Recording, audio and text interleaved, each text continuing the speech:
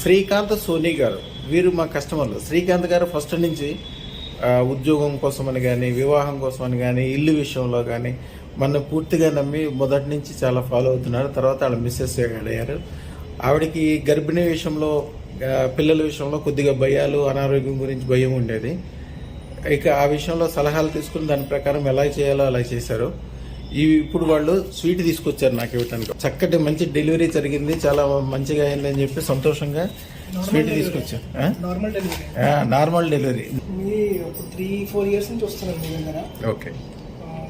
Job విషయంలో బాగుంది, ఇల్లు తీసుకున్నాము.